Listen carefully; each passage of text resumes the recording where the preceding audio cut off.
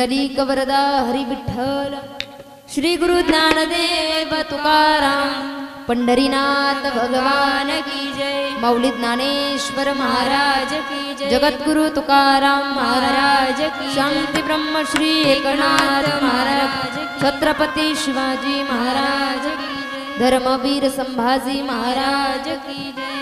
प्रभु श्री रामचंद्र भगवान की जय।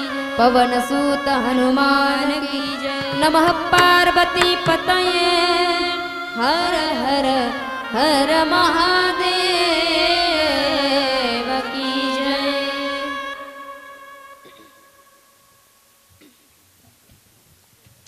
मनोजवं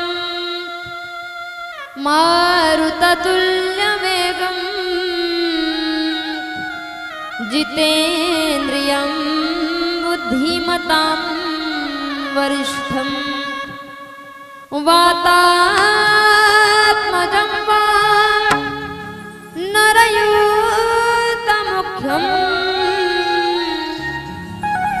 श्रीरामदूतं शरणं प्रपद्ये। लोकाभिरामं रणरङ्गधीरं राजीवनेत्रं रघुवंशनाथं कारुण्यरूपं करुणाकरन्तं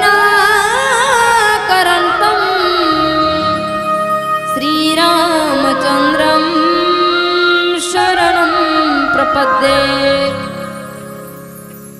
कर्पूरगौरं करुणावतारं संसारसारं भुजगेन्द्रहारं सदा वसन्तं हृदयारविन्दे भवं भवामि सहितं नमामि। अदौ रामतपोवनादिगमनं हत्वा मृगं काञ्चनं वैदेही हरणं जटायुमरणं सुग्रीवसम्भाषणम् बाली निर्दलनं समुद्रतरणं लङ्कापुरीदाहनं पश्चाद्रावणकुम्भकर्णहननम् एतद्धि श्रीरामायणम्।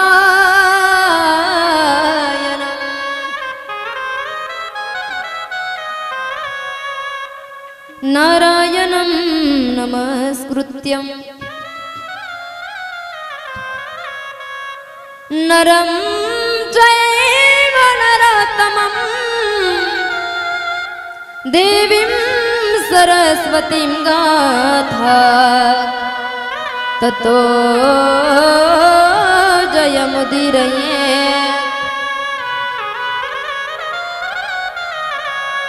लम्बोदरं परमसुन्दरमेकदन्तं रुक्तं वरं त्रिनयनं परमं पवित्रम्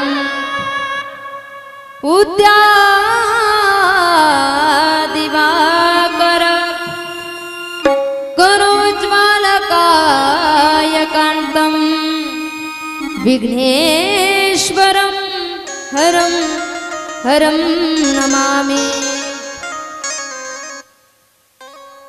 सर्वमङ्गलमाङ्गल्ये शिवे सर्वार्थसाधिके शरण्ये त्र्यम्बके गौरी नारायणी नमोस्तुते।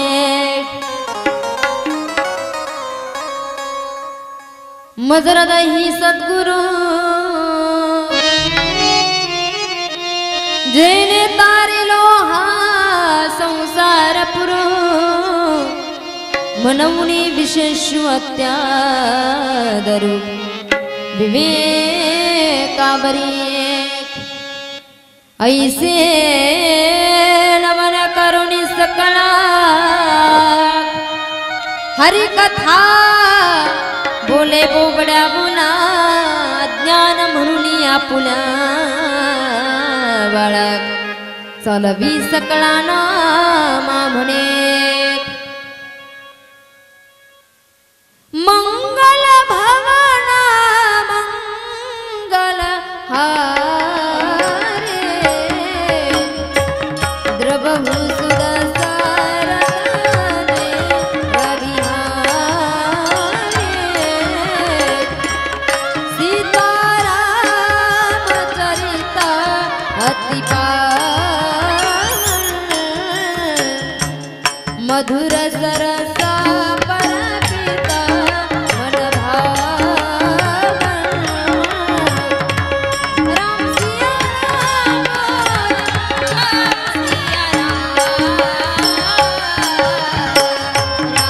सिया राम बोलो राम सिया राम सिया राम बोलो राम सिया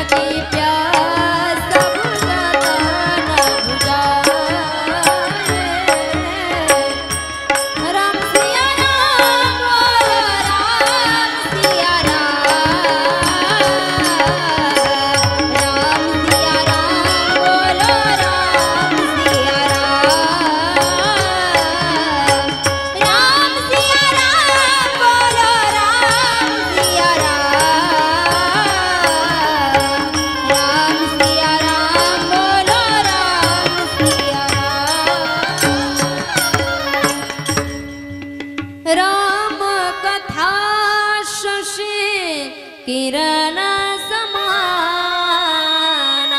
राम कथा शशि किरण समाना संत चकोर करई जय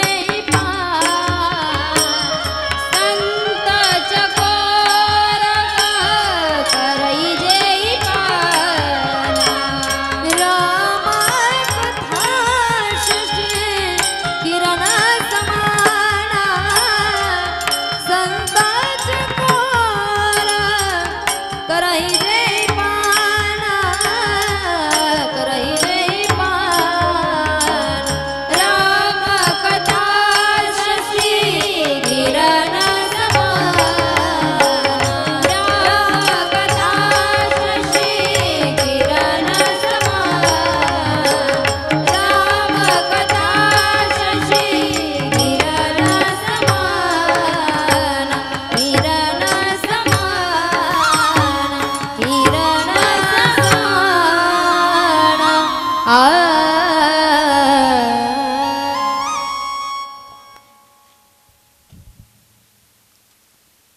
परम मंगलमय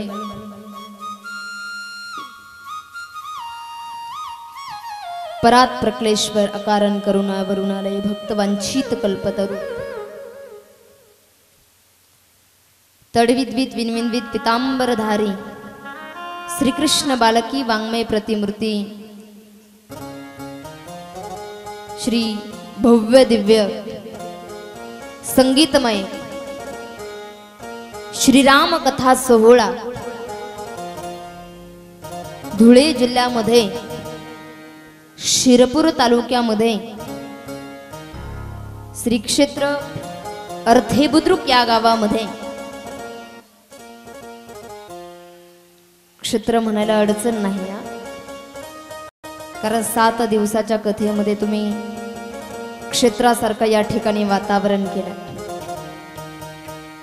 अतिशय श्रद्धेने प्रेमाने स्नेहाने तुम्ही हे कथारूपी वाक्पुष्प या ठिकाणी श्रवण करत आहे म्हणून सुंदर अशा अर्थे बुद्रुक या गावामध्ये चाललेली भव्य दिव्य ही संगीतमय श्रीराम कथा आमच्या पितृतुल्य असणारे आमचे साहेबराव काका सरपंच काकांनी या कथेचं या ठिकाणी नियोजन केलंय। तसेच समस्त ग्रामस्थ मंडळी अर्थे बुद्रुक या सर्वच मंडळींचं या कथेमध्ये सहकार्य आहे। कथेसाठी उपस्थित आमचे साऊंड सिस्टीम वाले दादा असतील, शूटिंग वाले दादा असतील, व्यासपीठावर उपस्थित असणारे सिंतवादक आमचे अर्जुन दादा असतील, तबला वादक माझे पतिदेव हरिभक्तीपरायण रामेश्वर महाराज सोनवणी असतील, संस्थेतल्या विद्यार्थिनी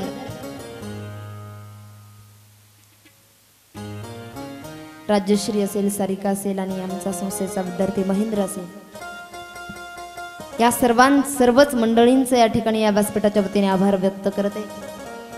आजूबाजूला बरीच मंडळी या ठिकाणी बसलेली आहे।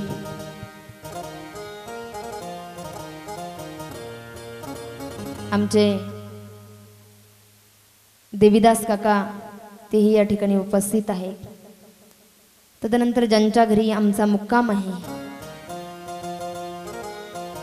आमचे भगवान काका, बरोबर ना, नाव काय त्यांचं? अशी बरीच मंडळी दादा 7 दिवसामध्ये बरीच चेहरे या ठिकाणी परिचयाचे झाले। सगळे तुम्ही परिचयाचे वाटतात पण काहींचे नावही माहीत नाही, म्हणून या व्यासपीठाकडून एकदा क्षमा मागते। समोर बसलेले मायबाप भाग्यवंत श्रोते मंडळी येत्या 7 दिवसापासून भरभरून असा प्रतिसाद, भरभरून असं प्रेम या ठिकाणी दिलं। दररोज 3 टाइम या ठिकाणी जेवणाची व्यवस्था, राहण्याची व्यवस्था, खाण्याची व्यवस्था, भरभरून अशा प्रकारे प्रेम 7 दिवस तुम्ही दिलं। सर्वप्रथम तुमच्यासाठीच एकदा जोरदार टाळ्या वाजवा।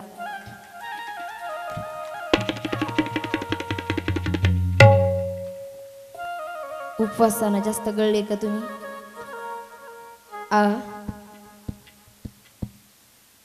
कोणी कोणी उपवास सोडला बरं?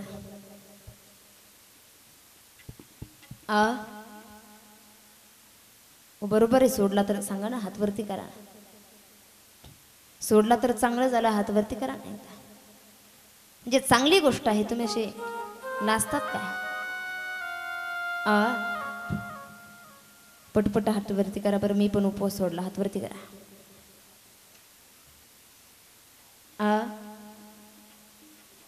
महिला मंडळी, म्हणजे तुम्ही अजून धरून ठेवला का?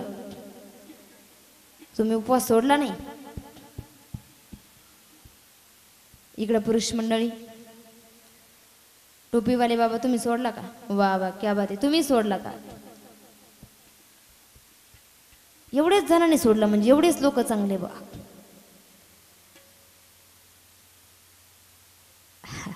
काही काही म्हणतील तू उलटे प्रश्न विचारते, आम्हाला माहित आहे रामनवमी ही सोडायची नसते। किती किती किती लोकांनी सोडली नाही बरं? आता ते नको विचार उगाच। आम्ही सगळ्यांनीच रामनवमी सोडून दिली असं मला या ठिकाणी मला असं वाटतंय, गृहीत धरते मी तुमच्या चेहऱ्यांवर। तुम्हाला माहीत असेल अगर माहीत नसेल, यावेळेस तुम्ही सोडली असेल, असू द्या, चूक झाली, अडचण नाही, माहीत नसल्यानंतर होतं। परंतु मुख्य जे 5 उपवास असतात, रामनवमी असेल, हनुमान जयंती असेल, कृष्ण गोकुळाष्टमी असेल, हे सर्व काही व्रत त्या ठिकाणी एकादशी प्रमाणे करावे लागतात। कळतंय ना तुम्हाला? पुढच्या वर्षीपासून मला माहित आहे सगळ्यांनीच रामनवमी सोडलेली दिसते। एका दिवसानं आपण काय मरत? असंही विज्ञान सांगतं की 1 दिवस तरी आठवड्यातून उपवास घडला पाहिजे। म्हणून पुढच्या वर्षीपासून असा हाताला चिमटा घेऊन ठेवा, रामनवमी सोडायची रामनवमी ही एकादशी प्रमाणे दुसऱ्या दिवशी सोडावी लागते, तरच त्याचं फल आमच्या पदरात पडतं, अन्यथा पडत नाही. म्हणून पुढच्या वर्षी कोण कोण एकादशी प्रमाणे धरेल हात वरती करा एकदा. तुम्ही एवढेच धरणार का? बाकीचे धरणार नाही? झोपले काय? का जास्त जीव गळाला नाही ना? हा सज्जनांनो, गेल्या 6 दिवसापासून चालत असलेल्या आपल्या या रामकथेचा आजचा कितवा दिवस आहे? 7वा दिवस आहे. उद्या काला झाला की हाला. परत जरी या मंडपात बुवा आला की धरून हाणलं समजा, असं का?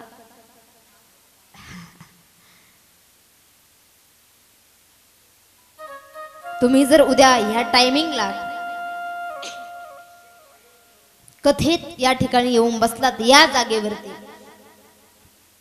तुम्हाला लोक उद्या विचारतील आज इथं काय तुम्हाला फराळाची पंगत नाही. आजचा शेवटचा दिवस आहे दादा, शेवटचा दिवस आहे नाही का? उद्या हा आनंद तुम्हाला या ठिकाणी पाहायला मिळणार नाही. आजच्या आपल्या कथेचा 7वा दिवस आहे. आपण गेल्या प्रथम दिवसापासून बघत आलो. रामकथा ही बंधू प्रेमाची कथा आहे. रामकथा ही सत्य आणि समर्पणाची कथा आहे. रामकथा ही आई वडिलांचं स्मरण सांगणारी कथा आहे. रामकथा ही परमार्थाची कथा नाही, आपल्या प्रपंचाचीच कथा आहे दादा, प्रपंचाचीच कथा आहे. पहिल्या दिवशी सुद्धा आपण पाहिलं, रामकथा ही चित्रकथा नाही, रामकथा ही शब्द कथा नाही, रामकथा ही दर्पण कथा आहे. शब्द बदलत असतात, चित्रही बदलत असतात, पण बदललेला चेहरा मात्र आरसा जशाच तसा दाखवल्याशिवाय राहत नाही. म्हणून रामकथा ही दर्पण कथा आहे दादा. आणि म्हणून त्रेतायुगातील रामकथेचा आजही आपल्या जीवनाशी फार जवळचा संबंध आहे दादा, फार जवळचा संबंध. आणि म्हणून कालच्या कथेमध्ये आपण विचार केला दादा, प्रभू श्री रामचंद्रजी लखनजी वैदेही म्हणजे जानकी माता सीतामैया वनवासाला त्या ठिकाणी जातात. सुमंतजी त्यांना वनवासामध्ये सोडतात. चित्रकूट पर्वतावरती त्यांना पोहोचत केल्याबरोबर सुमंतजी त्या ठिकाणी रिटर्न येतात. सगळा काही समाचार घेतला जातो, सगळं काही दशरथ राजे विचारतात. 6 वेळा राम राम राम राम राम म्हणून त्या ठिकाणी दशरथ राजे प्राण सोडतात. सगळी अयोध्या त्या ठिकाणी शोकाकुल होते दादा. वसिष्ठ ऋषी सर्वांची समजूत घालण्याचा प्रयत्न करतात. भरत आणि शत्रुघ्न मामाच्या घरी असतात, त्यांना अपशकुन होतात. अयोध्येवरती काही संकट तर नसेल ना, म्हणून त्या ठिकाणी ते शिवाचा अभिषेक करतात. रामकथा असं सांगते दादा, ज्या वेळेला तुमच्या प्रपंचावरती काही संकट येतात, तुमच्यावरती काही संकट आलं, एखादं दुःख जर आलं ना, तर अशा वेळेला तुम्ही काय करा, भगवान श्री महादेवाचा अभिषेक करा. तुमचं संकट टळल्याशिवाय राहणार नाही. आणि म्हणून भरत आणि शत्रुघ्न अयोध्येवरती संकट असू नये म्हणून भगवान श्री शिवाचा अभिषेक करतात. भरत आणि शत्रुघ्नाला त्या ठिकाणी रथ पाठवला जातो. भरत आणि शत्रुघ्न त्या ठिकाणी अयोध्येमध्ये रिटर्न येतात. आपल्याशी कोणी बोलत का नाही म्हणून कैकेयीच्या महालात त्या ठिकाणी जातात. दादाही त्याच ठिकाणी असेल, सगळा काही वृत्तांत आपल्याला त्या ठिकाणी समजला जाईल. म्हणून शत्रुघ्न म्हणतोय, भरत शत्रुघ्नाला म्हणतोय, शत्रुघ्ना आपण आईच्या महालात जाऊ, बाबाही तिथंच असतील ना आपले, सगळा काही वृत्तांत आपल्याला त्या ठिकाणी समजेल. आणि म्हणून कैकेयीच्या महालात त्या ठिकाणी जातात. कैकेयी औक्षण करण्यासाठी भरताचा उपस्थित असते. दरवाजामध्ये कुंकुम तिलक करण्यासाठी उभी असते. आई मा सगळं काही कुशल आहे ना मा अयोध्येमध्ये? भरता सगळं काही बिघडलं होतं बघ, पण मंथरेच्या सल्ल्यानं सगळं काही व्यवस्थित झालं. मा, ज्या ठिकाणी ज्या राज्यामध्ये कौशल्य माता असेल, ज्या राज्यामध्ये सुमित्रा मा असेल, ज्या राज्यामध्ये जानकी माता असेल, त्या राज्यामध्ये तुला मंथरेची सल्ला घेण्याची काय गरज पडली? असं काय बिघडलं होतं आणि मंथरेच्या सल्ल्यानं तर चांगलं झालं. सगळं काही घडलेला वृत्तांत त्या ठिकाणी कैकेयी माता भरताला सांगते. भरत कैकेयीला आता शिव्या देतात. मा, माझ्या दादाला वनवास मागताना तुझी जीभ का गळून पडली नाही? मा, माझ्या दादाला वनवास मागताना तुझ्या शरीराचे तुकडे तुकडे का झाले नाही? मा, तुला जर असं करायचं होतं ना मा, तर लहानपणीच मला का मारून टाकलं नाही? सांग मा, तू मागच्या जन्मातली कोण आहेस?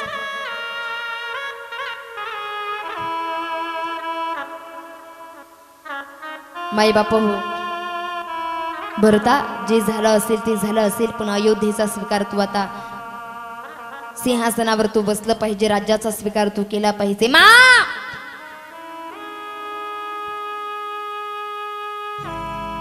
हा भरत राज्याचा स्वीकार करू शकत नाही. या भरताला सत्तेची गरज नाही, या भरताला सत्याची गरज आहे. आपल्या कुळाची परंपरा आहे, रघुकुलामध्ये सत्ता महत्वाची नाही, सत्य महत्वाचं आहे. मा, मला सिंहासन महत्वाचं नाही, मला सत्ता महत्वाची नाही. मा, मी अगोदर सत्याचा शोध घेणार आणि मग मी सत्तेचा विचार करणार. आत्ताचा भरत असता तर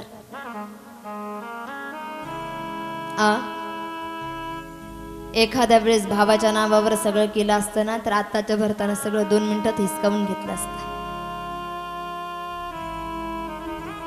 पण तो रघुकुलातला भरत होता दादा. तो म्हटला, मा, मला सत्तेची गरज नाही. मा, मला सत्याची गरज आहे. मी अगोदर सत्याचा शोध घेणार मा, आणि मग मी सत्तेचा विचार करणार मा. आणि म्हणून राम प्रभू ठरवतात, सत्याचा शोध घेण्यासाठी भरत त्या ठिकाणी वनवासामध्ये जाण्यासाठी तयार होतात.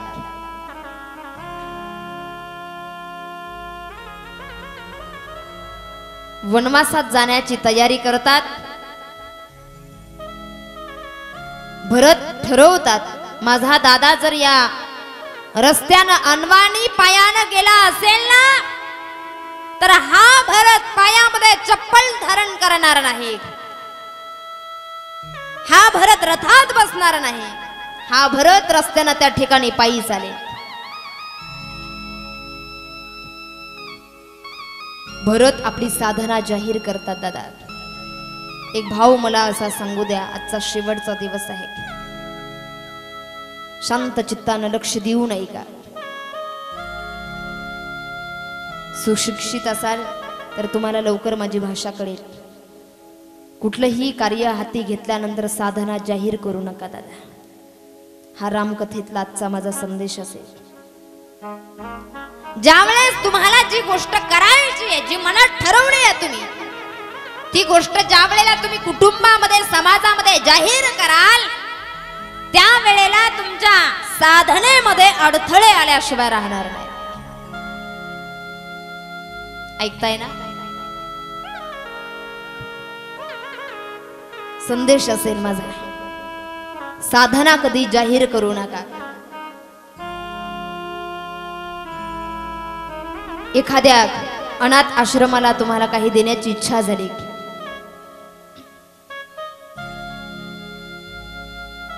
एखाद्याच्या वाढदिवसानिमित्तानं काही देण्याची इच्छा झाली,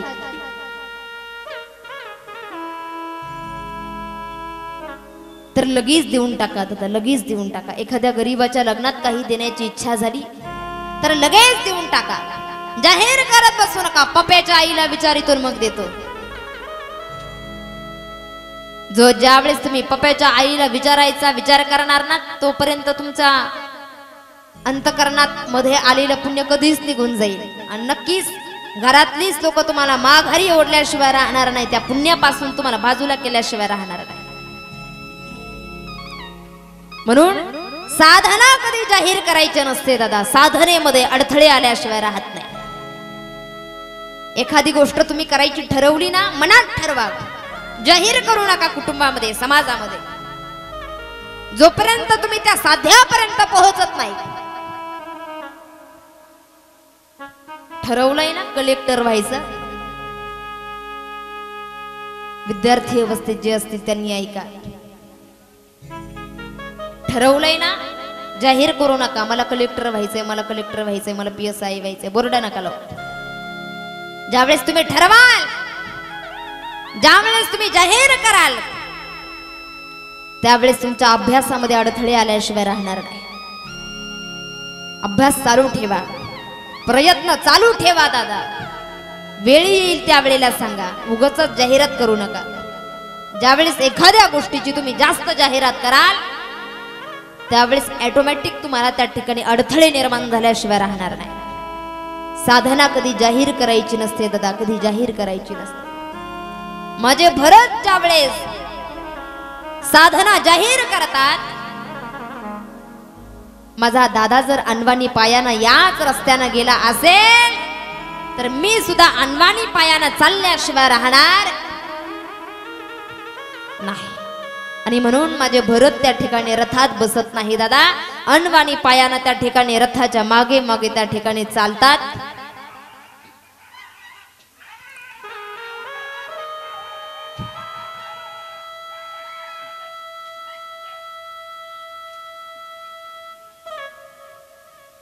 क्या बात है.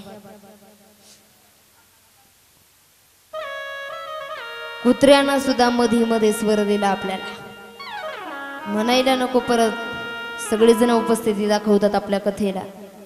मी त्या दिवशी पण बोलून गेले, कुणी म्हणायला नको ज्योतिताईच्या कथेला कुत्रही नव्हता. कुत्र सुद्धा मधून मधून 1 दिवस झाला का 2 दिवस झाला का हजेरी लावते. भरत साधना जाहीर करतात. भरत अनवाणी पायानं त्या ठिकाणी चालतात. भरताच्या पायाला त्या ठिकाणी फोड येतात. ज्यावेळेस माझ्या कौशल्या मातेला कळतं ना दादा, भरत अनवाणी पायानं चालतोय बेटा तू. हो मा. बाळ, अरे तू राजा आहेस. मा, माझा दादा प्रभू श्री रामचंद्र जर या रस्त्यानं जर पायी गेले असेल ना, तर हा भरत रथात बसणार नाही. या भरताला रथात बसण्याचा अधिकार नाही.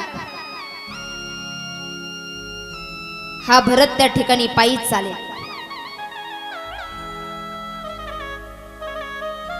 भरता, अरे तुझा दादा हा वनवासी होता बाळ.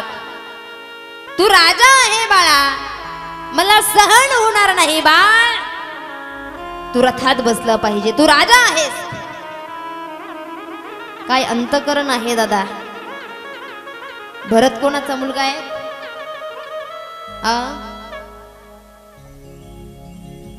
कैकेयीचा मुलगा आहे. जिच्या बाळाला त्या ठिकाणी 14 वर्ष त्या ठिकाणी कैकेयीने वनवासात पाठवलं दादा. तीच कौशल्या माता म्हणते, भरत तू राजा आहेस बाळ. तू अनवाणी पायानं चालू नको. तुझ्या पायाला टोचलेले काटे म्हणजे माझ्या अंतकरणामध्ये काटे खोपत आहे. तू अनवाणी पायानं नको चालू. तू रथात बसला पाहिजे. ज्या वेळेला भरत माझे साधना जाहीर करतात, त्यावेळेला भरताच्या साधनेत त्या ठिकाणी अडथळा आल्याशिवाय राहत नाही. भरतजी त्या ठिकाणी चालताय. कौशल्या माता सांगते, भरता तू रथात बसलं पाहिजे. आईच्या सांगण्यावरून त्या ठिकाणी भरत रथात बसतात. सर्व लोक रथाच्या पाठीमाग त्या ठिकाणी चालतात. ज्या ठिकाणी माझे प्रभू चित्रकूट पर्वतावरती राहतात, त्या ठिकाणी सगळी अयोध्या त्या ठिकाणी चालत असते भरताच्या पाठीमागे. सगळ्यात प्रथम त्या ठिकाणी निषाद राजे गैरसमज करतात. लक्ष देऊ नाही का? तुमच्या साधनेमध्ये जर एखाद्यानं गैरसमज केला ना दादा, त्याला जरूर करू द्या, तुम्ही थांबू नका कधी. प्रपंचामध्ये जीवन जगत असताना एखाद्या वेळेला गैरसमज होतो दादा. आपण व्यवस्थित वागत असून सुद्धा काही लोक आपल्या जगण्याबद्दल गैरसमज करतात. त्यांना कितीही गैरसमज करू द्या, तुम्ही तुमचे चालत राहा. भरत ज्या वेळेस सगळं सैन्य घेऊन सगळे अयोध्या घेऊन प्रभू श्री रामचंद्रजींना वनवासात चित्रकूट पर्वतावरती भेटण्यासाठी जातात, त्यावेळेला निषाद राजे गैरसमज करतात. अरे, ज्या अर्थी भरत सगळं सैन्यासहित वनवासामध्ये माझ्या रामप्रभूच्या दिशेने जातोय ना, त्या अर्थी याचा विचार काहीतरी अनुचित असला पाहिजे. माझ्या प्रभूबद्दल याचा विचार काहीतरी अनुचित असला पाहिजे. अगोदर निषाद राजे गैरसमज करतात, मग लखनजी गैरसमज करतात. भरत सगळ्या सैन्यासह वनवासात येतोय, त्या अर्थी त्याचा विचार काहीतरी वेगळा असला पाहिजे. दादा, साधना करत असताना, जीवन जगत असताना अगोदर बाहेरचे लोक गैरसमज करतात. ऐकताय ना भाव? ऐकताय ना तुम्ही? अगोदर बाहेरचे लोक गैरसमज करतात, नावं ठेवतात आपल्याला, आणि नंतर मग घरातले लोक गैरसमज करतात. आणि ज्या वेळेला घरातले लोक गैरसमज करतात त्यावेळेस आपल्या पदरात दुःख पडल्याशिवाय राहत नाही दादा, दुःख पडल्याशिवाय राहत नाही. अगोदर निषाद राजे गैरसमज करतात, नंतर लखनजी त्या ठिकाणी गैरसमज करतात दादा. पण भरत कुणाकडे ही लक्ष देत नाही. भरत हे चालत राहतात. चित्रकूट पर्वताच्या खाली त्या ठिकाणी सर्व अयोध्या थांबलेली असते. भरत साधू आहे दादा. ज्यावेळेस निषाद राजे त्या ठिकाणी चित्रकूट पर्वताकडे इशारा करतात, प्रभूच्या कुटियेची त्या ठिकाणी जागा दाखवतात ना दादा, त्यावेळेस माझे भरतजी त्या ठिकाणी माई बाप हो साष्टांग दंडवत घालतात, साष्टांग दंडवत घालतात.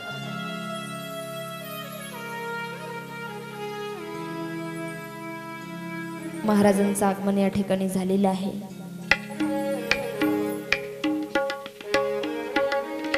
एकदा बाबांचं या ठिकाणी आगमन झालेलं आहे. धुळे जिल्ह्याचं भूषण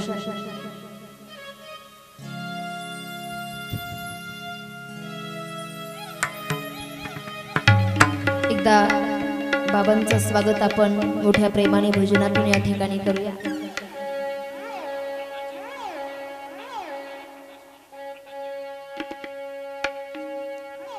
श्रीराम जय जय राम, श्रीराम जय जय राम, श्रीराम जय जय राम, श्रीराम जय जय राम, श्रीराम जय जय राम, श्रीराम जय जय राम.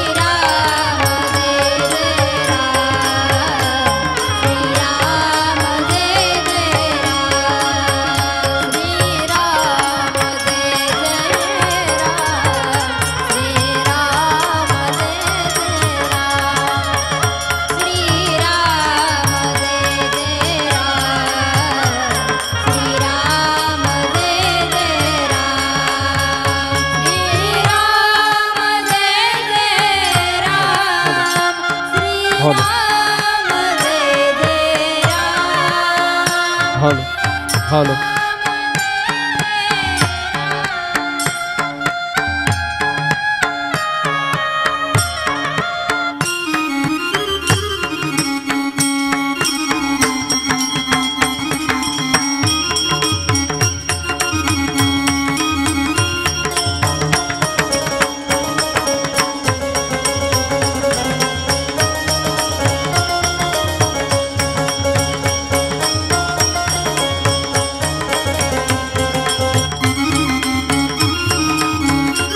भजन करा।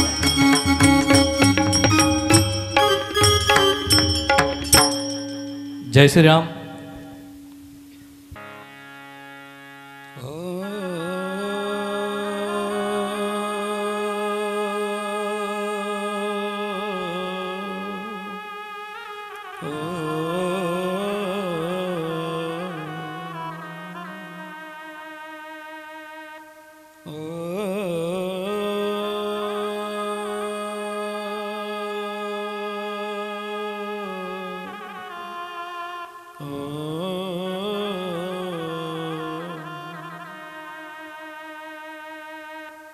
श्री गणेशाय नमः।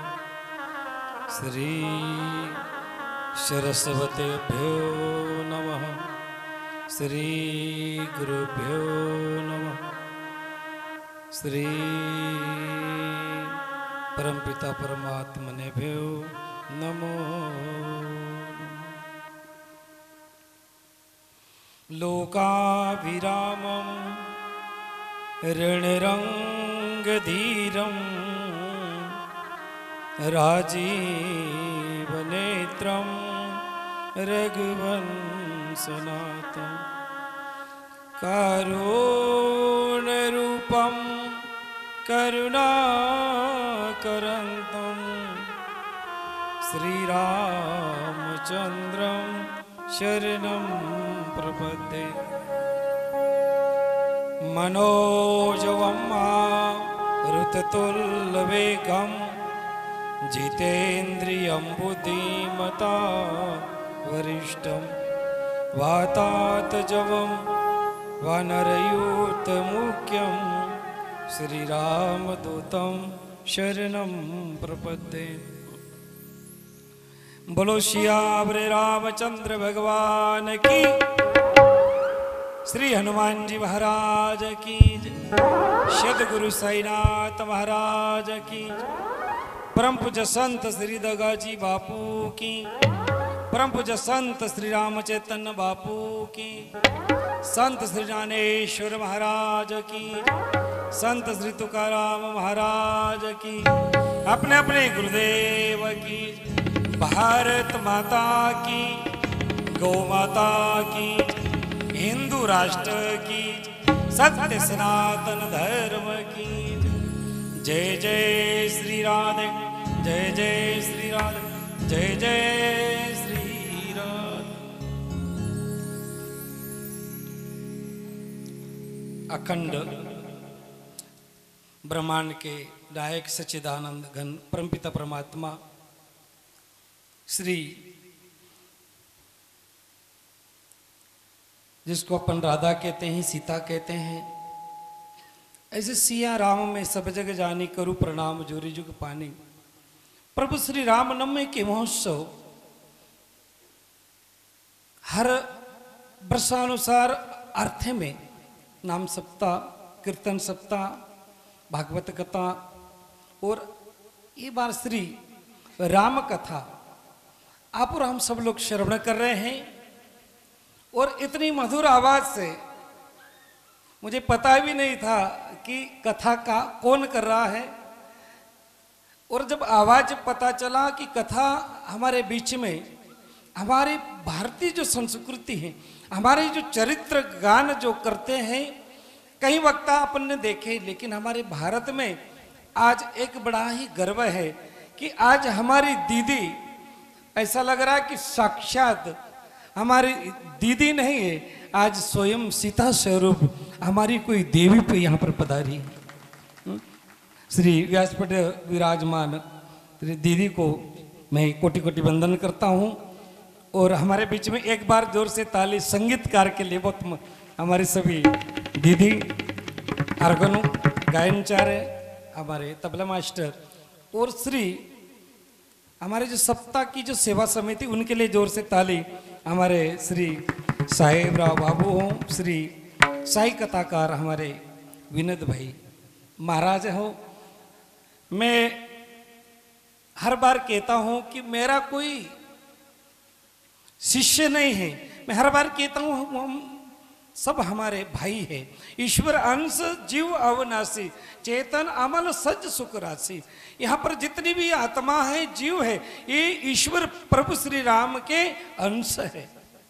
और आज बड़ा सौभाग्य है कि आज अयोध्या में 500 बरस के बाद में जो हमारे राम लला आए हैं, आज लग रहा है कि आरती में भी हमारे राम लला पधार गए, आरती में भी हमारे सिया राम आ गए और बड़ा भाग है। मेरी आज यहाँ पर कोई तारीख नहीं थी, आज मेरी तारीख गदड़देव के 2 किलोमीटर पर हर वर्ष आदिवासी क्षेत्र में जहाँ पर हमने धर्म परिवर्तन को रोका उस गांव में होती है। वहां पर अचानक गांव वालों ने एक दावा कार्यक्रम रख दिया। मैंने कहा कि आधा गांव आएगा नहीं और आधा गांव आएगा, तो मेरे राम की नवमी राम महोत्सव कार्यक्रम कैंसिल किया और लगे सर का फोन आया, गुरुजी कि कैंसिल नहीं हुआ है, आज की तारीख प्रभु श्री राम की इच्छा से आरती में होने जा रही है। इसलिए मैं कम से मैं लूंगा, एक ही लाइन हम सब गाएंगे सभी बड़े भाव से। आप लोग दोनों हाथ खड़े करके बड़े भाव से। आज आरती का बड़ा भाग है। आज भी हमारे मराठी मध्ये सांगता ना साधू संत येतील घरी की दारी, साधू संत येती दारी, ते दिवाळी दसरा घरी। दोनों हाथ खड़े करके। और पूरे भारत में हम देख रहे हैं एक ही भजन था, देश विदेश में हमने अयोध्या गया, आते जाते एक ही भजन सब गुनगुना रहे थे। कौन सा?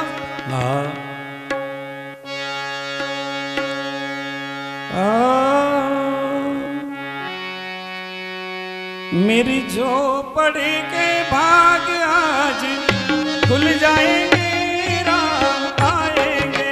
आप सब कहिए मेरी झोपड़ी के खुल जाएंगे, राम आएंगे। ओ मेरी झोपड़ी के भाग आज खुल जाएंगे, राम आएंगे। दोनों हाथ उठा के बड़े भाव से। झोपड़ी के भाग आज खुल जाएंगे, राम आएंगे।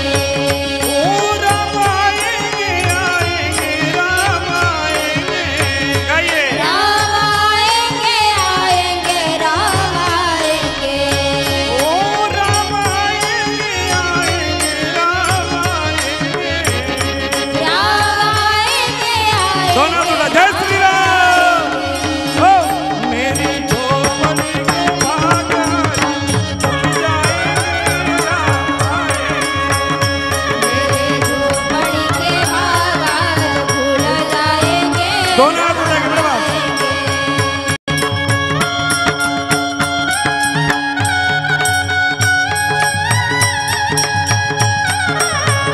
बड़े भाव से।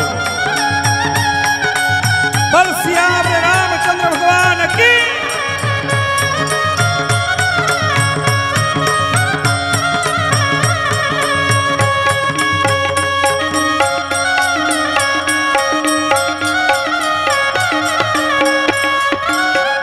ओ राम आएंगे तो अंगना सजाऊंगी, राम आएंगे तो अंगना सजाऊंगी। राम आएंगे तो अंगना सजाऊंगी। राम आएंगे तो अंगना सजाऊंगी। दीप जला के मैं दिवाली मनाऊंगी। दीप जला के दिवाली में मनाऊंगी। ओ दीप जला के मैं दिवाली मनाऊंगी। दीप जला के मैं दोनों हाथ उठा के। मनाऊंगी। ये मेरे जन्मों के सारे पाप मिट जाएंगे, राम आएंगे। ये मेरे जन्मों के मिट जाएंगे, राम आएंगे।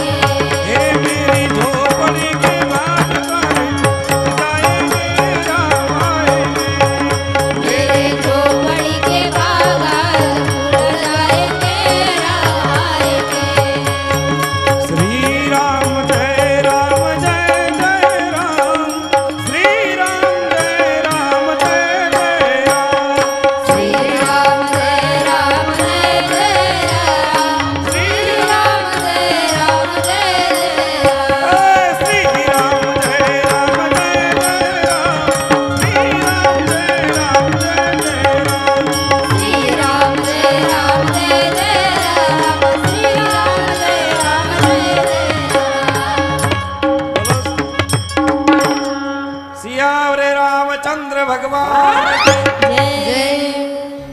इथपर्यंत बी तुमचा आवाज नाही येतो तर अवैद्याला कसं काय जाणार हा? बोल सियावर रामचंद्र भगवान की. जय. थोड़ा करंट लगा है. भाई और बहनों, मैं भी 7-8 दिन से कार्यक्रम में हूँ, फिर भी मैं ज्यादा न समय लेके आज एक ही बात याद रखना है. अगर हम हिंदुस्तान में रहते हैं, हम सब हिंदू हैं, तो हिंदू का धर्म है कि बाकी कुछ आप मानो ना मानो, लेकिन जीवन के अंदर में, राष्ट्र के अंदर में 500 बरस बाद में हमारा जो राम मंदिर बना है, उस मंदिर को आज से मन के मंदिर में बसा लेना. मन के मंदिर में बसा लेना. एक सबरी का भजन फेमस हो गया, आप भी अर्थ में कोई भजन बना दो, अर्थ की राजनीति को निकाल दो, तेरा मेरा निकाल दो. हाँ, एक ही बात याद रखना बस, जो राम का नहीं वो किसी, जो राम का नहीं वो किसी, ऐसा बोलना है आपको. कोई वो किसी काम का नहीं, रावण वाले नहीं बोलेंगे. जो राम का नहीं किसी, जो राम का नहीं वो किसी. बस उठते बैठते भोजन भी बनाओ, एक ही काम करना. कोई भी मंत्र, हरे राम राम राम हरे हरे, हरे कृष्ण श्री राम जय राम. कोई भी मंत्र, बस एक वचन दीदी के सामने. आज रामनवमी में संकल्प लेना, रघुकुल रीत सदा चले, प्राण जाए पर. और आज घर घर में हनुमान चालीसा सुबह शाम होना चाहिए. एक बहन पूछ रही थी मुझे कि बापूजी हनुमान चालीसा ब्रह्मचारी बहन लोग महिला पढ़ सकती कि नहीं. हनुमान चालीसा में क्या लिखा है? जो ये पढ़े हनुमान चालीसा होए सीधी साक्षी गौरी सा. हनुमान चालीसा पढ़ने का कोई नेम नहीं है, कोई भी पढ़ सकता, कब भी पढ़ सकता है. सिर्फ हनुमान को चालीसा को सिद्ध करना नहीं, हनुमान चालीसा पढ़ते ही सिद्ध हो जाती है. पढ़ने का है सिर्फ. और हर घर में श्री रामचरित्र मानस का पाठ होना चाहिए. अगर जीवन के अंदर में मरना अगर सीखना है तो भागवत सुन लेना चाहिए. और कर्म अगर करना सीखना है तो श्री राम जी की कथा सुन लेना चाहिए, है ना. क्यों राम की कथा, सासू बहू कैसा रहना चाहिए, भाई भाई कैसा रहना चाहिए, पति धर्म क्या है, हमारा राज्य धर्म क्या है, हमारा गांव का सभी चीज को अगर मर्यादित रखना है तो प्रभु श्री राम की कथा दीदी ने बहुत मधुर अपनी व्याख्या में हम सबको सुनाया है. वापस अपन दीदी की कथा को श्रवण करेंगे. कल भी मुझे कोंडावल गांव में सुबह कार्यक्रम है 9 बजे, वहाँ भी कथा चल रही है. और वहाँ भी मैं बीच में 13 तारीख को हमारे वडाली गांव में सिया राम की मूर्ति 13 बरसों से पड़ी थी, मूर्ति ला करके प्राण प्रतिष्ठा बाकी थी. और वहां भी मेरी तारीख नहीं थी, वहां कोई संत मिले नहीं, वहां भी मेरे हाथ से ही राम लल्ला को प्राण प्रतिष्ठा हुए. कोंडावल में भी कथा चल रही थी, वहां भी हम गए. और वहां के लोगों ने थोड़ा सा मुझे 10 मिनट बोलने का मौका दिया. मैंने ज्यादा कुछ नहीं बोला, एक ही लाइन बोला था. कौन सी? आप सब बोल रहे हैं रोज. ये है राम कथा. कौन सी कथा है? राम है कि भागवत कथा? हाँ, जिसको सुनने से मिट जावे, जिसको सुनने से मिट जावे जन्म जन्म की बाता. ये है राम कथा, ये है राम कथा. ये राम कथा है. और अगले साल मुझे यही रामनवमी पर हमारे कोंडावल में राम कथा बुकिंग की है, आपको राम कथा सुनाना है. पर ऐसी राम कथा दीदी अगर सुना रही है तो हर साल अपने यहाँ में सुनता रहता कि दीदी ही आती है और दीदी आती रहे, ऐसी मधुर वाणी में सुनाते रहे. ऐसी दीदी के लिए वापस हम ताली बजाकर दीदी की दोबारा हम कथा का आनंद लें. दीदी जी, आप सबको मेरी तरफ से कुछ बोलने में कटु शब्द हो मुझे क्षमा करें, और जो अच्छा हो उसको श्रवण करें. इसके साथ मेरी वाणी को विराम देता हूँ. बोलो सियावर रामचंद्र भगवान की जय. जय श्री राम, जय जय श्री राम. धर्म की, धर्म की.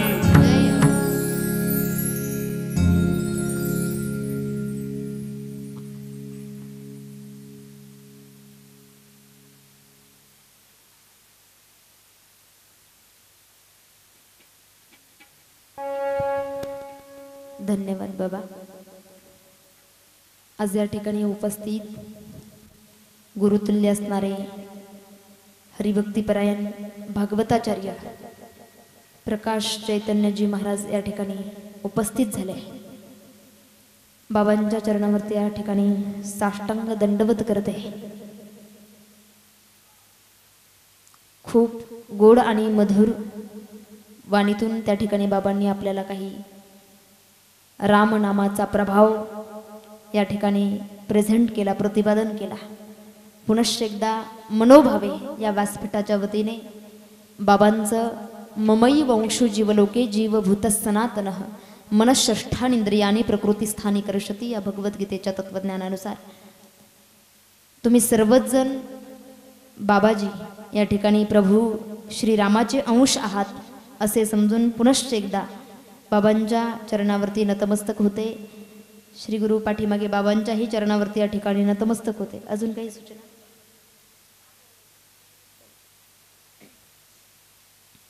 आपण विचार करत होतो चित्रकूट पर्वतावरती त्या ठिकाणी भरत सगळी स्वारी घेऊन त्या ठिकाणी उपस्थित होतात. चित्रकूट पर्वताच्या खाली भरतजी त्या ठिकाणी उभे आहे दादा. सगळे लोक त्या ठिकाणी वरती जाऊन पोहोचत होतात. परंतु ज्या वेळेला माझे प्रभू श्री रामचंद्रजी त्या ठिकाणी भरतजीला येताना बघतात, त्यावेळेस प्रभू श्री रामचंद्रजी त्या ठिकाणी भरतजीला सामोरं येण्यासाठी पुढे जातात. कारण साधूला त्या ठिकाणी सामोरी जावं लागतं ना दादा. सामोरी जावं लागतं यासाठी प्रभू रामचंद्र त्या ठिकाणी भरताला सामोरी जाण्यासाठी निघतात. आणि माझे भरतजी ज्यावेळेस प्रभू श्री रामाला बघतात ना दादा, त्यावेळेस स्वतः लोटांगण घालत त्या ठिकाणी दादाच्या दिशेने निघताय. वरती जाण्याची हिम्मत भरताची होत नाही दादा. कशासाठी? हा भरत जर नसता तर कदाचित माझ्या दादाला आज वनवासात मला बघावं लागलं नसतं. या भरताची दादाला तोंड दाखवण्याची सुद्धा इच्छा नाही. माझ्यामुळे माझ्या दादाला त्रास झाला ना, माझ्यामुळे त्रास झाला ना. त्यामुळे भरतजी त्या ठिकाणी लोटांगण घालत चालताय दादा. रामचंद्र प्रभू ज्या वेळेला भरताला सामोरे जातात दादा, त्यावेळेला प्रभू रामाच्या अंगावरनं धनुष्य त्या ठिकाणी खाली पडतो. धनुष्य का खाली पडतो त्याचं रिझन असं आहे, शास्त्रीय कारण असं आहे दादा. धनुष्य विचार करतोय, माझे मालक त्यांच्या भेटीसाठी चाललेत, तो माझ्या मालकाचा शत्रू नाही. ज्यांच्या भेटीसाठी माझे मालक त्या ठिकाणी चाललेत तो भक्त आहे, माझ्या मालकाचा भक्त आहे. त्यामुळे शत्रूच्या भेटीसाठी जर जायचं असेल तर माझी गरज आहे. धनुष्य विचार करतोय, पण भक्ताच्या भेटीसाठी चाललेत ना, मग धनुष्याची काय गरज? म्हणून त्या ठिकाणी धनुष्य खाली गळून पडतो दादा. धनुष्य खाली का पडतो त्याचं दुसरं कारण असं आहे, भरत साधू आहे. साधूचं दर्शन घेतलं पाहिजे ना दादा. साधूचं दर्शन घेतलं पाहिजे, साधूचं दर्शन घेतलं पाहिजे. म्हणून त्या ठिकाणी धनुष्य खाली गळून पडतोय आणि भरताला साष्टांग दंडवत त्या ठिकाणी करतोय. भरताची आणि राघवाची त्या ठिकाणी भेट होते दादा. सगळे लोक वरती पोहोचता झालेले असतात, पण माझी कैकेयी माता त्या ठिकाणी शेवटच्या लाईनीमध्ये मोठमोठ्यानं हंबरडा फुडत असते, रडत असते दादा. कैकेयी मातेचा आवाज ज्या वेळेला प्रभू रामचंद्रजींच्या त्या ठिकाणी कानावरती जातो, त्यावेळेस माझे प्रभू श्री रामचंद्रजी कैकेयी मातेचं दर्शन घेण्यासाठी त्या ठिकाणी जायला सुरुवात करतात. ज्या रस्त्यानं त्या ठिकाणी प्रभू जातात त्या ठिकाणी रस्ता तयार होतो. कैकेयी मातेला कळतंय की राघव माझं दर्शन घेण्यासाठी त्या ठिकाणी येतोय. दुरूनच त्या ठिकाणी कैकेयी माता इशारा करते, राघव माझ्या दर्शनासाठी येऊ नको तू राघव. मला माहित आहे बेळा तू फार सरळ मनाचा आहे, सरळ स्वभावाचा आहे. मला माहित आहे तू माझं दर्शन घेण्यासाठी येतोय राघव, पण तू माझं दर्शन घेण्यासाठी येऊ नको राघव. मी पापिनी आहे रे, अरे मी चांडाळीनी आहे, माझ्यामुळे तुला वनवास प्राप्त झालाय बाळा. तू माझं दर्शन घेण्यासाठी येऊ नको. मला माहित आहे तू सरळ स्वभावाचा आहे. तू जर माझं दर्शन घेशील ना बाळ तर लोक तुझं दर्शन घेणार नाही. लोक म्हणतील हा एका पापिनीचं दर्शन त्या ठिकाणी घेतोय, हा कसला देव, हा कसला देव. जर तू माझं दर्शन घेशील ना बाळ तर लोक तुझं दर्शन घेणार नाही. एक वेळेला लोकांनी माझी इच्छा आहे, लोकांनी माझं दर्शन नाही घेतलं तरी चालेल, तू माझं दर्शन घेतलं नाही तरी चालेल बाळ मला, पण लोकांनी तुझं दर्शन घेतलं पाहिजे ही माझी अपेक्षा आहे, इच्छा आहे. मी कालही सांगितलं कैकेयी मातेला आपण त्या ठिकाणी दोषी ठरवतो, पण कैकेयी कोण आहे दादा?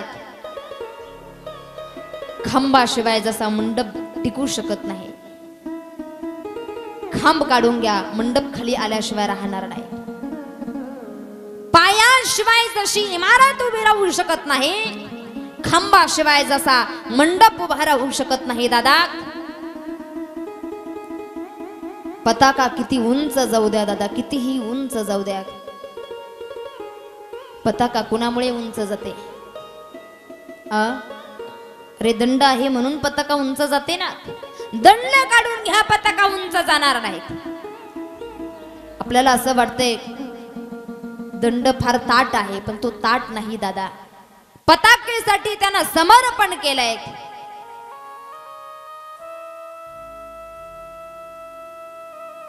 दंड जर काढून घेतला तर पताका उंच जाऊ शकत नाही. दंडाशिवाय जशी पताका व्यर्थ आहे, पायाशिवाय जशी इमारत व्यर्थ आहे, खांबाशिवाय जसा मंडप व्यर्थ आहे दादा,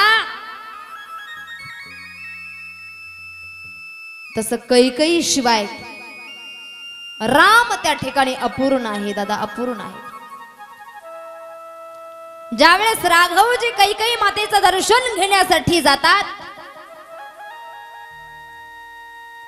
भरतजी म्हणताय दादा कुणाचं दर्शन घेताय दादा, तुम्ही कुणाचं दर्शन घेताय?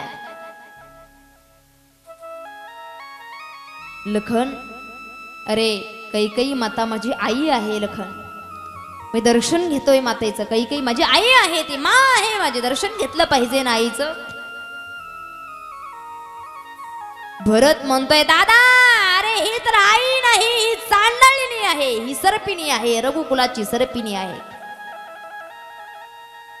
आई अशी असते का दादा? आपली मा कौशल्य मा आहे, सुमित्रा मा आहे, ही तर सर्पिणी आहे. ही आई नाही, ही डंखिनी आहे. भरता, अरे कैकेयी माता माझी जननी आहे दादा, लक्ष देऊ नाही का?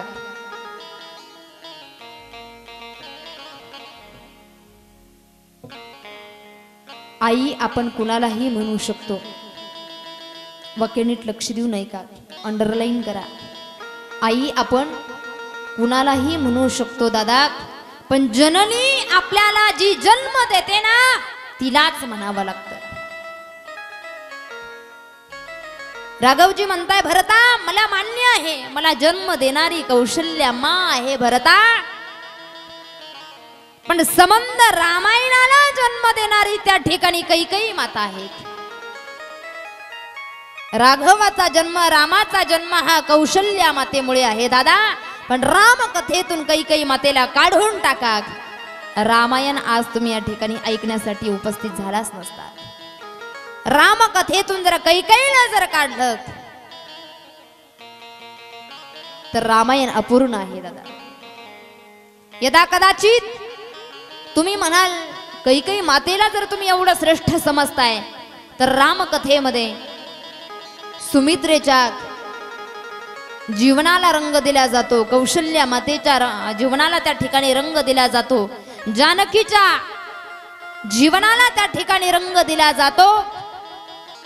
तुम्ही जर कैकेयीला इमारतीचा पाया म्हणताय, रामरूपी इमारतीचा पाया जर तुम्ही कैकेयी मातेला म्हणताय, तर मग कैकेयी मातेच्या जीवनाला रंग का दिला जात नाही? ऐकताय ना तुम्ही? झोपले नाही ना? किती लोक झोपले? हात वरती करा.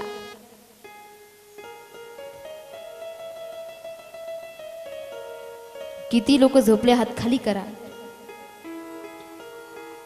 एकदा दररोजचा प्रयोग आपण करूया. ज्याची माझ्यासोबत टाळी वाजेल त्याचं लक्ष आहे, ज्याची वाजणार नाही त्याचं मन गुलाबजाम खाऊन आलं.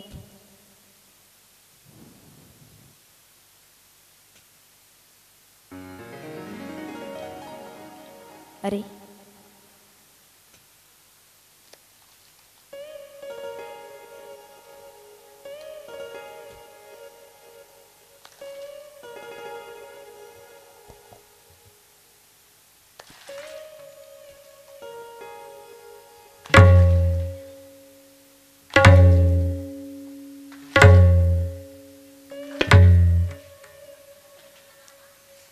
शाळेत कवायत चालू आहे का?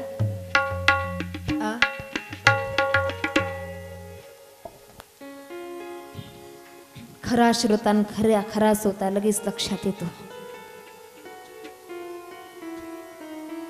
सगळ्यांच्या जीवनाला रंग दिला जातो, मग कैकेयी मातेच्या जीवनाला रंग का दिला जात नाही?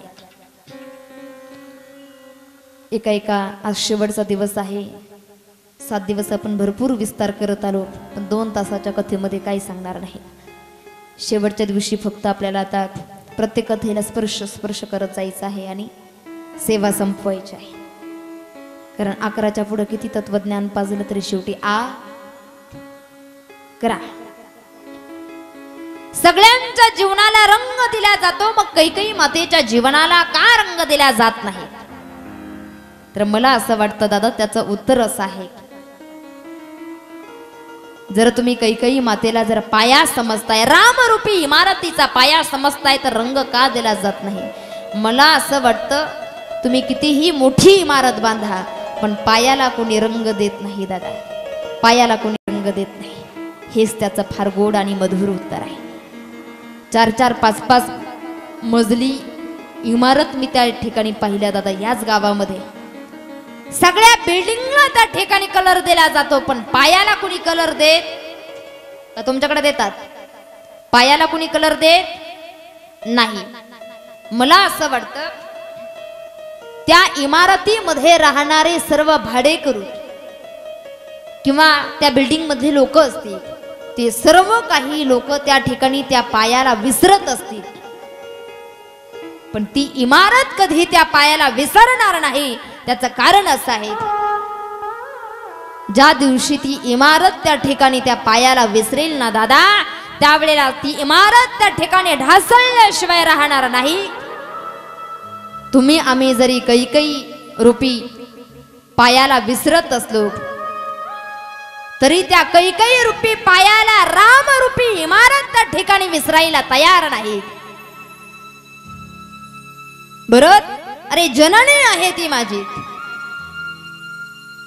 मला जन्म देणारी जरी कौशल्या मा असली ना भरता, तरी संबंध रामायणाला जन्म देणारी त्या ठिकाणी माझी कैकेयी माता आहे, आणि म्हणून मी तिचं दर्शन करतोय. अयोध्येतल्या सर्व लोकांना असं वाटत होतं दादा, आता सर्वप्रथम प्रभू दर्शन कुणाचं घेतील? कौशल्या मातेचं. पण प्रभू तसं करत नाही. सर्वप्रथम दर्शन त्या ठिकाणी प्रभू रामचंद्रजी कैकेयी मातेचा घेतात दादा. आता सर्व लोक त्या ठिकाणी अयोध्येतले उपस्थित असतात.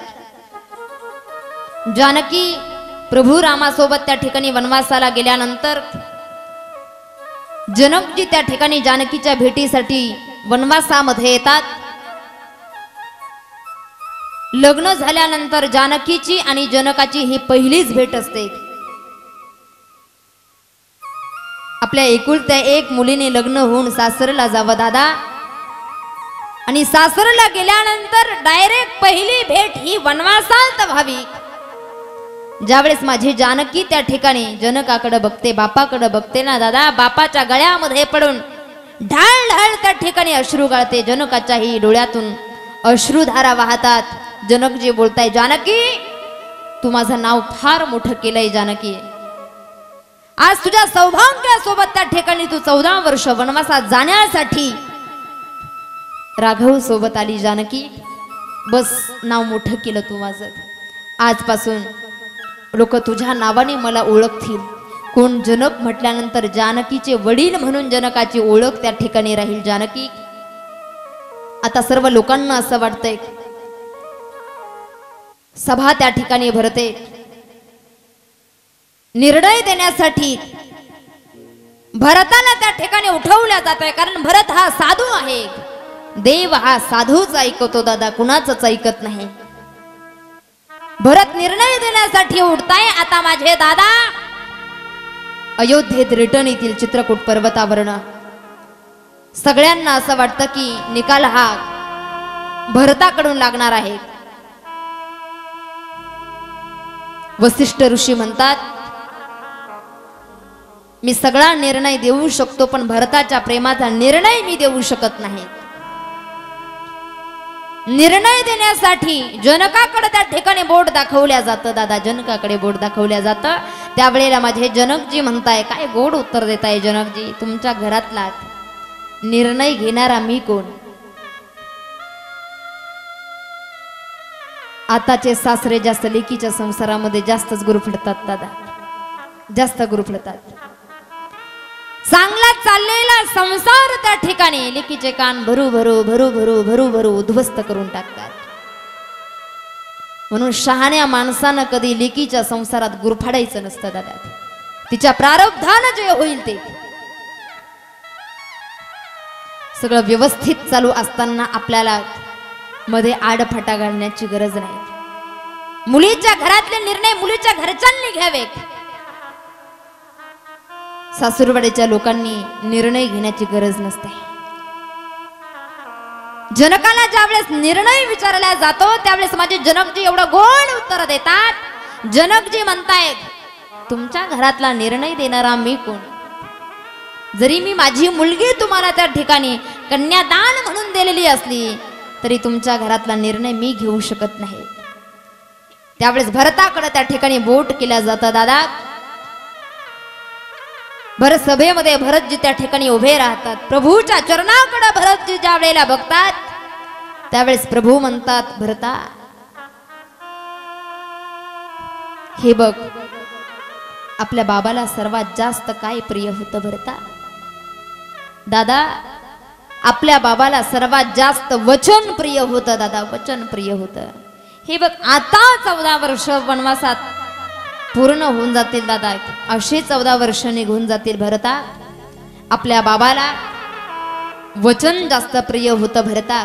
हे बघ, मी कुणाचंही ऐकत नाही रे भरता, मी फक्त आणि फक्त साधूच ऐकतो, मी फक्त साधूच ऐकतो भरता. तू आता जरी म्हटला ना तुम्हाला यावं लागेल दादा, तुम्हाला घरी अयोध्येमध्ये यावंच लागेल, तर भरता मला तुला नाही म्हणता येणार नाही रे, मला यावंच लागेल. पण बघ भरता, मी जर आता तुझ्या सोबत आलो ना भरता, तर आपल्या रघुकुलाची कथा त्या ठिकाणी घडणार नाही भरता. आपल्या रघुकुलाची कथा जर घडावी असं वाटत असेल ना भरता, तर आता 14 वर्ष पूर्ण निघून जातील बघ, आता 14 वर्ष होऊन जातील भरता. सगळ्यांना असं वाटतं निर्णय भरताकडून लागेल. प्रभू श्री रामचंद्रजी आता अयोध्येत रिटर्न येतील, लखनजी परत येतील, माझी जानकी वैदेही रिटर्न येईल दादा. पण प्रभू भरताला समजावून सांगतायत. भरतजी दादाला विचारत आहे, दादा मी ह्या पादुका आणल्या त्याचं काय करायचं? रामचंद्र प्रभू सांगताय भरता त्या पादुका ज्या आहे त्या गुहेमध्ये ठेवून दे. त्या पादुका ज्या असतात दादा त्या गुहेमध्ये त्या ठिकाणी ठेवून दिल्या जातात. आजही त्या गुहेला भरत गुंफा म्हणून त्या ठिकाणी ओळखल्या जातात. दादा मी तसा जाऊ शकत नाही दादा, मला तुमच्या पादुका हव्या आहेत. राघवजी आणि जानकी वैदेही त्या ठिकाणी पादुकांचं रूप त्या ठिकाणी धारण करतात. भरताच्या हातामध्ये त्या देतात. माझे भरतजी परत अयोध्येमध्ये रिटर्न येतात. त्या पादुका त्या ठिकाणी सिंहासनावरती बसवतात आणि राम प्रभूचं राज्य त्या ठिकाणी माझे भरतजी चालवतात. दादा आता चित्रकूट पर्वतावरती प्रभू श्री रामचंद्रजी असतात. भरतजी गेल्यानंतर तिथून चित्रकूट पर्वतावरनं प्रस्थान करतात माझे प्रभूजी. प्रभूजींनी त्या ठिकाणाहून प्रस्थान केल्यानंतर शरभंग ऋषींच्या आश्रमात त्या ठिकाणी ते जातात. तिथे गेल्यानंतर गरम पाण्याची व्यवस्था माझ्या प्रभूची केल्या जाते. तसेच पुढे माझे प्रभू जातात. अत्रि अनुसयेच्या आश्रमात त्या ठिकाणी जाऊन थांबतात. मुक्कामाची व्यवस्था त्या ठिकाणी केल्या जाते. अत्रि अनुसयेचा आणि माझ्या प्रभूजींचा संवाद त्या ठिकाणी होतो. अनुसया माता जानकीला अनेक पतिव्रतेच्या गोष्टी त्या ठिकाणी समजावून सांगतात. आता राघवजी त्याही ठिकाणाहून निघतात आणि अत्रि ऋषींना पुढे राहण्यासाठी मार्ग विचारतात. वेळ आपल्याकडे कमी आहे म्हणून स्पर्श करत पुढे चालते. राहण्यासाठी ठिकाण विचारल्याबरोबर दादा माझे प्रभूजी त्या ठिकाणी अत्रि ऋषी राहण्यासाठी ठिकाण सांगतात. पंचवटी. माझे प्रभू त्या ठिकाणी लखनजी जानकी पंचवटीमध्ये राहण्यासाठी येतात. ज्या ठिकाणी आम्राई असेल, आम्र वृक्ष असेल त्या ठिकाणी माझे प्रभूजी कुटिया बांधतात. 2 कुटिया त्या ठिकाणी बांधतात. एका कुटियेमध्ये जानकी आणि राघव कुटियेच्या समोर बसलेले असतात. एका कुटियेसमोर लखनजी त्या ठिकाणी बसलेले असतात. माझ्या लखनजीला प्रश्न पडतो. लखनजी काही प्रश्न त्या ठिकाणी रामप्रभूला विचारतात. राघव दादा 4-5 गोष्टी मला तुम्हाला विचारायच्या आहेत. 4-5 प्रश्न मला तुम्हाला विचारायचे आहेत. हा लखन बेटे विचार ना. पहिला प्रश्न त्या ठिकाणी लखनजी रामप्रभूला विचारत आहे. दादा ज्ञान कशाला म्हणावं? दुसरा प्रश्न वैराग्य कशाला म्हणावं? तिसरा प्रश्न जीव कशाला म्हणावं? माया कशाला म्हणावं? आणि भक्ती कशाला म्हणावं? हे 4-5 प्रश्न त्या ठिकाणी माझे प्रभूजी या 4-5 प्रश्नांचं त्या ठिकाणी उत्तर देण्याचा प्रयत्न करतात. भरता लखनजीला त्या ठिकाणी उत्तर सांगतात. प्रभूजी सगळीकडे माझं वास्तव्य पाहणं याला ज्ञान म्हणायचं. जिकडे तिकडे माझं वास्तव्य आहे. महाराज वर्णन करतात. हरी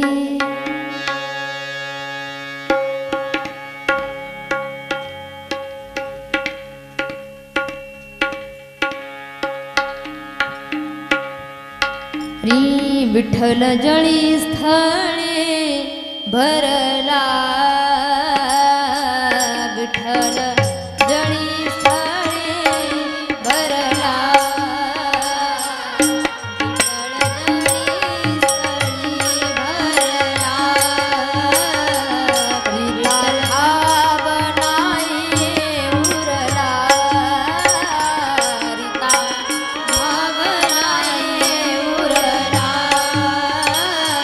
आज म्या दृष्टी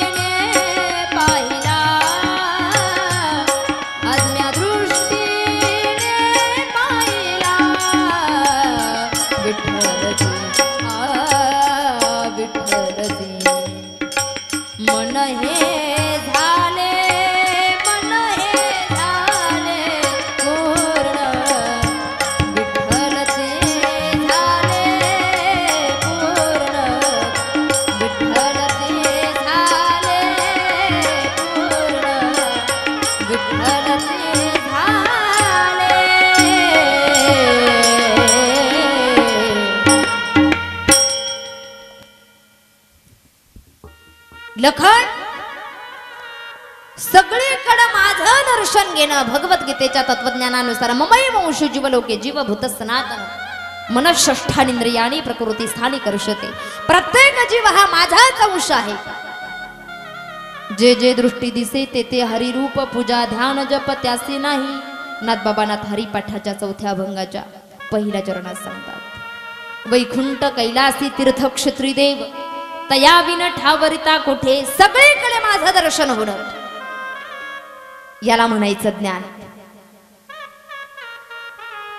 शेतामध्ये काम करत असाल त्याच्यातही प्रभूचं दर्शन होणं. कांदा मुळा भाजी अवघी विठाई माझी लसूण मिरची कोशिंबिरी अवघा झाला. सावता महाराज म्हणतात ना, माझा हरी मोठ नाडा विहीर दोरी अवघी व्यापिली पंढरी. जिकडे तिकडे चराचरामध्ये भगवत दर्शन करणं याला म्हणायचं लखन ज्ञान. लखनजी पुढचा प्रश्न करत आहे, दादा वैराग्य कशाला म्हणायचं दादा? विचारसागर रहस्य ग्रंथामध्ये पंडित निश्चलदासजी वैराग्याची व्याख्या सांगतात. इहलोकापासून ब्रह्मलोकापर्यंत अनुकूल